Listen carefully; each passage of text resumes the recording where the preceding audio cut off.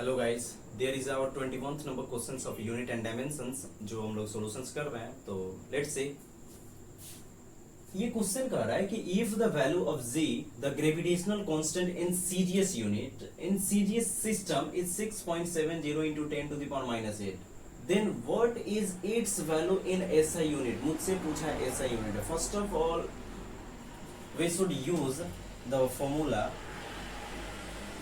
अब तो एक तो फॉर्मूला से यूज करके हम क्या फाइंड कर सकते हैं, एंड सेकेंड डायरेक्ट डायमेंशंस का यूज करके भी हम फाइंड कर सकते हैं। तो फर्स्ट फॉर्मूला पे देखते हैं, F is equal to G m1 m2 upon R square. तो हम यहाँ से G को फाइंड कर सकते हैं, G is equal to F R square upon m1 m2। यहाँ से हम लिख सकते हैं सीजीएस यूनिट में डायरेक्ट, क्योंकि मुझसे एसआई में पूछा है तो पहले सीजीएस यूनिट। फोर्स का सीजीएस यूनिट क्या होता है, डाइन होता है, और रेडियस का क्या होता है, सेंटीमीटर स्क्वायर, क्योंकि ये स्क्वायर है तो स्क्वायर। m1 m2 क्या है, मास है, और मास है तो इसका क्या हो जाएगा, ग्राम स्क्वायर।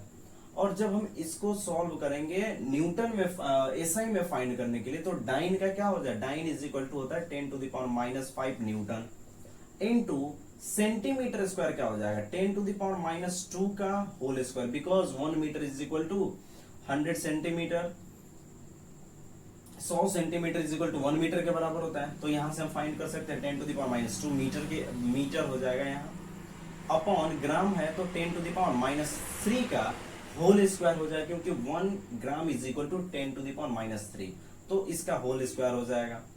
और हमको फाइंड कितना क्या करना है, तो 6.70 into 10 to the power -8 से मल्टीप्लाई करेंगे, यानी कि क्या हो जाएगा 10 to the power -5 newton into 10 to the power -4 upon 10 to the power -6 into 6.70 into 10 to the power -8। और जब यहां से फाइंड करेंगे तो 10 to the power 5 और 4 साइन सेम है तो पावर जुड़ जाएगा 9 इंटू, जब ये ऊपर जाएगा तो क्या हो जाएगा, प्लस हो जाएगा, into 6.70 into 10 to the power -8। और जब हम इसे कैलकुलेट कर लेंगे तो कितना हो जाएगा, 8 और 9 जुड़ जाएगा 17 हो गया, और 6 सब्ट्रैक्ट हो जाएगा तो कितना बच जाएगा इसमें, यानी कि बच जाएगा 6.70 into 10 to the power -11 newton metre square. Newton यहाँ मीटर है, यहाँ न्यूटन है, यहाँ मीटर स्क्वायर है, यहाँ किलोग्राम स्क्वायर है, बिकॉज यहाँ केजी आएगा, तो न्यूटन मीटर स्क्वायर पर किलोग्राम स्क्वायर। और ये हो गया आपका एसआई यूनिट में, किस में हो गया, इन एसआई यूनिट। अब हम सेकेंड भी देखते हैं क्या हो। सेकेंड में सबसे पहले आप इस ग्रेविटेशनल कांस्टेंट का आप इसका डायरेक्ट ही डायमेंशन लिख लो, यानी कि न्यूटन मीटर स्क्वायर पर किलोग्राम स्क्वायर से हम डायमेंशन फाइंड कर सकते हैं। न्यूटन का बल का क्या होता है, mlt to the power -2 l square, and kilogram square है तो m to the power -2, यानी कि जब ये सब्ट्रैक्ट करेंगे तो कितना, m to the power -2 l to the power 3 and t to the power -2। ये हो गया मेरा dimension, m to the power -1 l to the power 3 t to the power -2।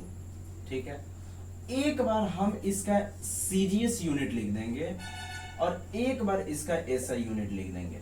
SI unit just यहां आया था आपका कि क्या, न्यूटन मीटर स्क्वायर पर किलोग्राम मीटर स्क्वायर पर किलोग्राम स्क्वायर था इसी का, और इसी का जब आप सीजीएस यूनिट लिखेंगे तो क्या हो जाएगा, डाइन सेंटीमीटर स्क्वायर पर ग्राम स्क्वायर। ठीक है ना। अब मुझे इस सीजीएस यूनिट को किस में चेंज करना है, इस एसआई यूनिट में। तो डाइन का वैल्यू कितना होता है, 10 to the power -5 into centimetre 10 to the power -2, इतना न्यूटन, इतना मीटर का होल स्क्वायर, ग्राम है तो 10 to the power -3 केजी का होल स्क्वायर। ठीक है, होल टू द पावर -2। ठीक है, अब इसमें कितना, तो 6.70 इंटू 10 to the power -8 से मल्टीप्लाई करेंगे तब इसमें इसका वैल्यू आ जाएगा, क्योंकि न्यूटन में पूछा है।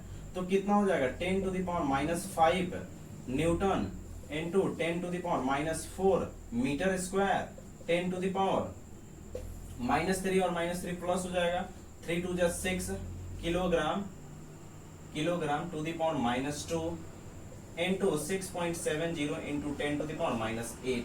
अब जब इसको मल्टीप्लाई करेंगे तो कितना हो जाएगा, आ जाएगा आपका 6.70 into 10 to the power -8 sorry 10 to the power -11 newton metre square and पर किलोग्राम स्क्वायर। और यही मेरा इस ऐसा यूनिट में पूछ रहा था। आप या तो डायरेक्ट इसका यूज कर लो, इजी पड़ेगा, या आप इस फॉर्मूला का यूज करके फाइंड कर लो, दोनों से देख लो, अब सेम ही आए। ठीक है, तो मिलते हैं नेक्स्ट क्लास में। Thank you.